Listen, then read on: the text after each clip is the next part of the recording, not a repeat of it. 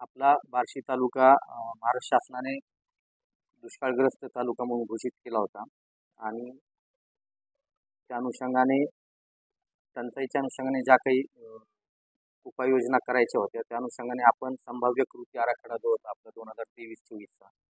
तो माहे ऑक्टोबर ते जून 2024 पर्यंत आपण टंचाई आराखडा आपला मान्य जिल्हाधिकारी यांच्याकडे सादर केलेला होता। त्याचबरोबर अनेक गावे आपले दुष्काळ सदृश आहेत ज्या ठिकाणी पाणी नाही अशा ठिकाणी सुद्धा पिण्याच्या पाण्यासाठी असेल किंवा इतर पाण्यासाठी असेल चाऱ्याच्या अनुषंगाने असेल मान्य जिल्हाधिकाऱ्यांनी सुरुवातीपासूनच वेळोवेळी याचा आढावा घेतला होता आणि त्याचं काटेकोर असं नियोजन आपल्या तालुक्याचं त्यांनी करून घेतलेलं होतं। आज रोजी जर पाहिलं तर आपल्याकडे एकूण 12 गावांमध्ये टँकरद्वारे पाणी पुरवठा सुरू आहे। आपला नोव्हेंबर ते डिसेंबर या महिन्यांमध्ये पहिला टँकर सुरू होणं अपेक्षित होतं, तथापि जे आपल्याकडे जलाशय होते, धरणसाठे होते, मग मध्यम प्रकल्प आहेत, इतर छोटे मोठे आपल्याकडे बरेचसे तलाव आहेत आणि त्या ठिकाणी मान्य प्रांत महोदयांनी सुद्धा जे सार्वजनिक स्रोत आपण घोषित केलेले होते त्या सार्वजनिक स्रोत घोषित केलेल्या 1000 मीटरच्या परिसरामध्ये आपण अवैध उपसाबंदी केलेली होती। त्याचबरोबर नवीन ज्या काही विहिरी वगैरे उत्खनन असेल त्यांच्यावर सुद्धा बंदी घातलेली होती आणि त्याचं सुद्धा अतिशय काटेकोर आपण नियोजन केलेलं होतं आणि त्यामुळे आपल्याकडे आज रोजीची जर परिस्थिती पाहिली तर फक्त 12 टँकर आपल्या संपूर्ण तालुक्यामध्ये सुरू आहेत आणि त्यातही पहिला जो टँकर आपण मंजूर केलेला आहे तो 15 एप्रिल 2024 रोजी आपण पहिला टँकर मंजूर केलेला आहे। आज जे 12 टँकर आपल्याकडे चालू आहेत त्यामध्ये धोत्रे, कुसळंब, पिंपळगाव, धस, गुळपोळी, गोरमाळे, टोनेवाडी, गाताचीवाडी, भोयरे, वानेवाडी, जामगाव, टोनेवाडी, येळम या गावांमध्ये आपल्याकडे 12 टँकर सुरू आहेत। त्याचबरोबर ज्या गावांमध्ये सार्वजनिक स्रोताचा पाणी आटलेलं असेल त्या ठिकाणी पाणी पुरवठा होत नसेल मात्र इतर काही विहिरी असतील, बोरवेल असतील त्या ठिकाणी पाणी असेल असे एकूण 47 विहिरी आणि बोरवेल आपण अधिकृत केलेले आहेत आणि त्याद्वारे त्या गावांमध्ये पाणी पुरवठा त्या ठिकाणी सुरू आहे। आणखीनही आपल्याकडे 1 महिना मान्सूनचं आगमन होण्यासाठी आहे, त्या दृष्टीने सुद्धा आम्ही त्या ठिकाणी नियोजन आमचं केलेलं आहे। बराचसा आपला जो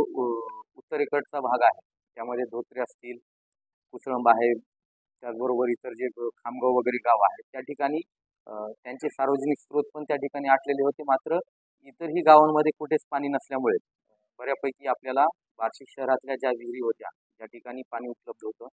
अशा ठिकाणच्या विहिरीवरून आपल्याला टँकरद्वारे पाणी पुरवठा त्या ठिकाणी करावा लागत होता। मध्यंतरी नगरपालिकेला सुद्धा त्यांच्याच विहिरीवरून पाणी घेण्याची आवश्यकता भासल्यामुळे आपण जवळपास आपल्या ज्या मंडळाधिकारी आहेत त्यांच्याद्वारे 4 ते 5 आपण पथकं गठीत करून शहरातले इतर ज्या काही विहिरी आहेत ज्यांचं शेतीसाठी आज रोजी उपयोग होत नाही असे जवळपास 10 ते 12 आपण विहिरी त्या ठिकाणी शोधून काढलेले आहेत ज्यांना मुबलक असं पाणी उपलब्ध आहे आणि त्या विहिरीवरून आज आपण या टँकरना पाणी उपलब्ध करून देतोय। इतरही काही गावांचे प्रस्ताव आणखीन चालू आहेत, आमचे तलाठी असतील, मंडळाधिकारी असतील, ग्रामसेवक असतील त्यांचं सुद्धा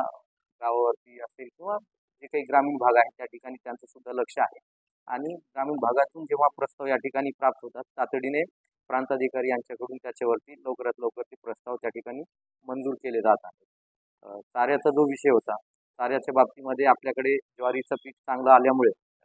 चारा टंचाई आपल्याकडे नाही, जिल्हाबंदी आपल्याकडे चाऱ्याची जरी केलेली असली तरी आपल्या तालुक्यामध्ये मुबलक प्रमाणामध्ये चारा उपलब्ध आहे। दुसरा जो विषय आहे महत्त्वाचा दुष्काळाच्या अनुषंगाने आपण जे दुष्काळाचं अनुदान त्या ठिकाणी वाटप केलेलं होतं जवळपास 42 ते 43 हजार लोकांना आपण त्यांच्या याद्या शासनाच्या पोर्टलवरती अपलोड केलेल्या होत्या मात्र आपल्या माध्यमातून त्या सर्व शेतकऱ्यांना मी पुन्हा एकदा विनंती करू इच्छितो की बरेचसे शेतकरी आहेत ज्यांचं EKYC अद्याप झालेलं नाही। 15 तारखेपर्यंत आपल्याला त्याची मुदत आहे। आपल्यामार्फत मी सर्व शेतकऱ्यांना बांधवांना विनंती करू इच्छितो, त्यांना आवाहन करू इच्छितो का आपलं जर आणखीनही EKYC झालेलं नसेल तर तातडीने आपण EKYC करून घ्यावं जेणेकरून आपलं जो अनुदान आहे तातडीने आपल्या खात्यावरती वर्ग होईल।